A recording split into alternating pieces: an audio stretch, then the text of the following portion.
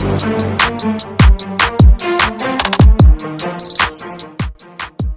Sobat JKN, selamat datang di podcast JKN SMI, terupdate, teraktual, dan terpercaya.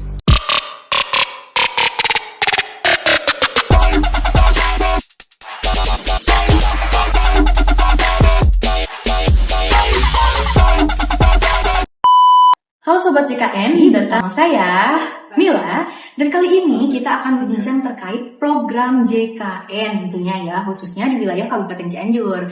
Kali ini saya sudah ditemani oleh satu narasumber yang sangat amat terlihat sekali ya di sini, gagah sekali Bapak. Boleh diperkenalkan terlebih dahulu Bapak Langga? Terima kasih. Perkenalkan, nama saya Dr. Kamin Ezaena, selaku Kepala Kejaksaan Negeri Cianjur. Dan alhamdulillah saya dipercaya untuk memimpin Kejaksaan Negeri Cianjur ini terhitung tanggal 13 Juni 2024 kemarin. Ya, alhamdulillah pada kesempatan ini saya bisa berkenalan dengan Mbak Mila. Mila. Iya, salam kenal Pak. Sebelumnya saya ucapkan terima kasih ya Pak. Bapak sudah berkenan hadir di podcast JKN SMI, JKN Sukabumi gitu Pak. Yang tentunya terupdate, teraktual, dan terpercaya. Nah teman-teman, pasti kan pengen tahu gitu ya, apa sih yang dimaksud program JKN, Jaminan Kesehatan Nasional. Nah, dari Bapak sendiri gitu ya, yang diketahui terkait program JKN, apa Pak? Boleh diceritakan Pak?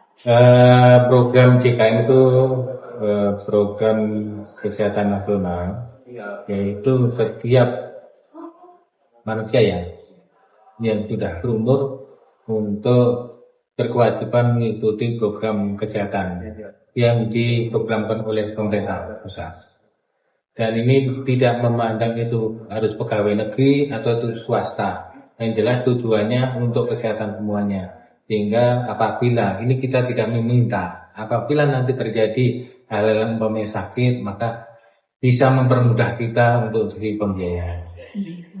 Berarti intinya program JKN itu sebenarnya untuk siapa saja gitu ya Pak ya? Siapa saja seluruh masyarakat Indonesia. Mau dia misalnya seperti dibayarkan pemerintah gitu ya Pak, bayarkan sendiri atau ditanggung oleh perusahaan. Jadi siapapun berhak untuk mendapatkan program jaminan kesehatan nasional gitu ya Pak. Sebenarnya contoh pegawai negeri itu memang pegawai pemerintah. Ya, kita kewajiban dari gaji itu sudah tersisihkan. Begitu juga yang ada di perusahaan-perusahaan, baik itu perusahaan BUMN maupun badan usaha-usaha lain, itu sebenarnya harus sudah bisa menyisihkan ya berapa persen dari gaji itu. Kita tidak mengalami itu membutuhkan biaya besar, makanya itulah bisa menolong kita untuk kesehatan kita ke depan.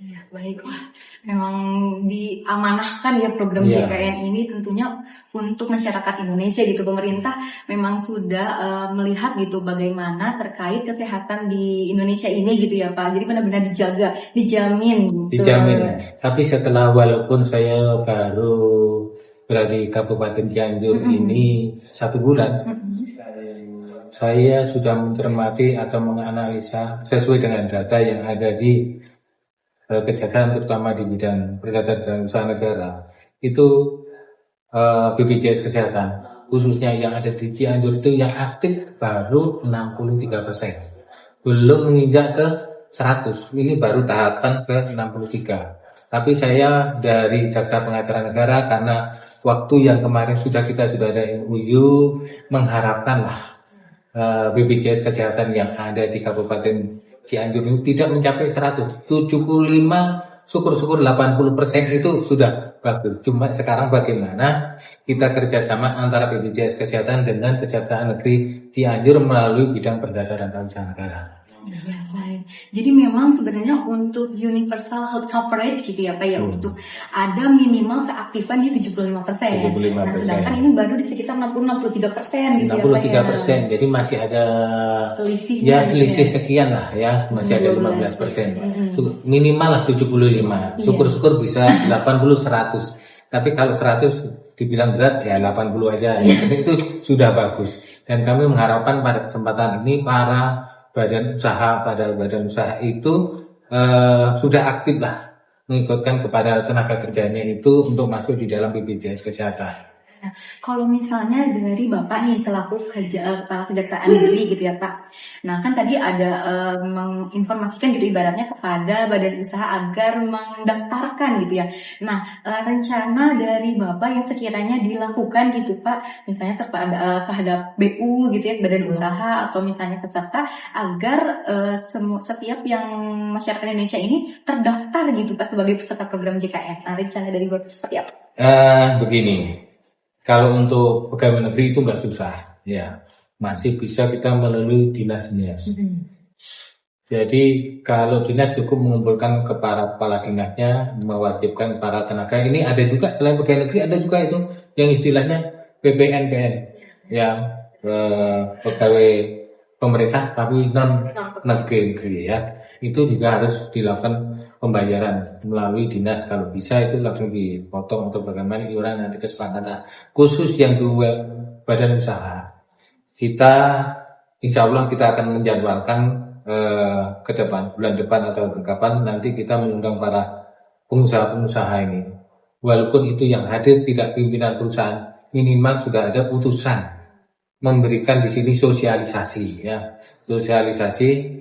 Kalau orang mau masuk itu kalau tidak diberikan pengertian yang mendalam kan nanti salah arah. Jadi kalau insya Allah kalau nanti adanya sosialisasi, kita mengundang beberapa badan usaha, insya Allah itu nanti akan bisa tercapai. Jadi tersampaikan gitu ya Pak melalui sosialisasi tersebut. Nah selanjutnya nih Pak, jadi kan saat ini tuh ada gencar ya Pak, digaungkan terkait transformasi mutu layanan yang mudah, cepat, setara gitu Pak. Jadi tidak hanya peserta yang terdaftar, tapi layanan yang dirasakan oleh peserta nih pemanfaatannya seperti itu. Nah menurut Bapak gitu ya, apa sih yang perlu diperhatikan agar transformasi mutu layanan ini memang berjalan dan untuk mutu layanan ini juga meningkat gitu Pak? Jadi ini yang bergerak bukan hanya contoh orang yang sudah sakit yang memasarkan dari pihak rumah sakit. Begitu juga selain dari itu kita selaku jaksa pengacara negara dari BPJS Kesehatan sendiri itu harus turun langsung memberikan penjelasan. Oh begini manfaatnya, mutunya nanti begini ya, fungsinya, cara mendapatkan begini. Itu harus melakukan sosialisasi tadi. Jadi kalau semua sudah memberikan sosialisasi, insya Allah nanti dengan sudah tergambar dengan masyarakat, oh caranya begitu, untungnya begitu, insya Allah itu akan meningkat. Jadi caranya seperti itu. Jadi tidak hanya sinergi dengan satu instansi aja gitu ya Pak, semuanya gitu itu ikut tergabung gitu ya untuk meningkatkan mutu layanan sehingga terwujudnya transformasi mutu layanan. Nah kalau misalnya transformasi mutu layanan itu kita ada jargon kan Pak, mudah, cepat, setara seperti ini gitu ya. Gini Pak. Jadi boleh Pak lihat ke kamera, mudah, cepat, setara seperti itu gitu Pak. Boleh Pak. Jadi selanjutnya nih, jadi saya tanya-tanya banyak ya Pak. Gini Pak, nah jadi kan masih ada gitu ya Pak peserta yang memiliki tunggakan. Jadi memang masih ada aja gitu ya Pak memiliki tunggakan sehingga status kartunya itu nonaktif nih. Atau misalnya ada ketidakpatuhan perusahaan gitu terhadap iuran sehingga peserta ini tidak dapat memanfaatkan layanan yang seharusnya didapatkan oleh peserta gitu. Nah bagaimana gitu Pak menurut pandangan Bapak dan bagaimana cara menanganinya? Ya, ini begini, ini yang sering terjadi itu biasanya ya, bukan di tingkat pemerintahan. Biasanya yang sering terjadi itu di badan usaha. Ya. Contoh perusahaan A mempekerjakan orang 100, itu kan semuanya harus ada kewajiban aktif. Ternyata di situ ada juga yang langsung diputus kontrak.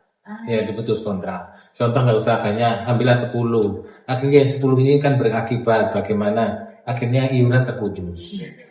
Nah, tapi kan kita hanya dalam laporan. Tapi kalau kita mau ngecek aslinya, kita harus dari BPJS yang nanti sudah menyerahkan surat kuasa kepada jaksa pengacara negara untuk melakukan penuntutan ya, bukan nagih. Ya.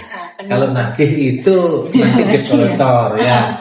Jadi nanti kalau sudah menuntut, orang ini harus aktif membayar BPJS-nya. Nanti kita hitung berapa, apakah benar itu nanti pegawai itu memang tidak putus kontrak, apakah hanya laporannya aja. Jadi nanti kita dalami, seandainya itu diputus kontrak, ya kita cari orang alamatnya di mana, kalau bisa langsung menyambung lebih enak. Ya. Jadi nggak terlalu berat. Betul. Jadi akuratan data gitu Akuratan ya. data, betul. Misalnya kalau misalnya memang ada yang sudah tidak Putus. terdaftar, dia udah putus kontrak misalnya dari perusahaan, diarahkan untuk melanjutkan lagi. Kita nanti misalnya biasanya selanjutnya. dapat alamat semuanya itu kan dari perusahaan itulah Iya. yang mempekerjakan, di mana alamatnya kita menyurati ya. Nanti kan menghimbau, tolonglah aktiflah kembali kan gitulah himbauan ya. Himbauan, Iya. iya. Baik Pak, selanjutnya nih Pak nih, kan BPJS Kesehatan itu saat ini nih di tanggal 15 Juli kan sedang berulang tahun nih ya Pak. Nah boleh Pak dari Bapak selaku Kepala Kejaksaan dan mewakili jajaran gitu Pak, boleh disampaikan gitu ke Sobat JKN untuk ucapan ulang tahun ke BPJS Kesehatan Pak. Kejaksaan Negeri Cianjur beserta jajaran mengucapkan selamat ulang tahun kepada BPJS Kesehatan ke-56. Semoga ke depan BPJS Kesehatan semakin maju dan bisa memenuhi target apa yang diharapkan oleh BPJS Kesehatan. Terima kasih sekali Pak ucapannya. Dan untuk saat ini HUT BPJS Kesehatan ke-56 itu ada tagline juga nih Pak, namanya 1 dekade JKN, BPJS Kesehatan kuat berkualitas untuk Indonesia semakin sehat. Tentunya ya, namanya juga jaminan kesehatan ya Pak ya, ini semakin sehat dong gitu ya. Nah sekali lagi saya ucapkan terima kasih banyak ya Bapak sudah berkenan untuk hadir di podcast JKN SMI ini, sudah meluangkan waktunya. Aduh saya senang sekali. BPJS Kesehatan makin mantap. Mantap sekali Bapak, terima kasih. Nah Sobat, begitulah bincang kali ini dengan Bapak Kamin, Kepala Kejaksaan Negeri Kabupaten Cianjur. Sebelum saya tutup nih, akan ada pantun yang lewat dulu nih. Ya, boleh dibantu boleh, cakapnya dulu ya. Pak ya. Oke, jalan-jalan ke taman bunga. Cakep. Terlihat macam banyak warnanya. Cakep. Salam hangat dari saya Mila. Sampai jumpa di podcast berikutnya. Terima kasih. Terima kasih Bapak. Sampai jumpa teman-teman.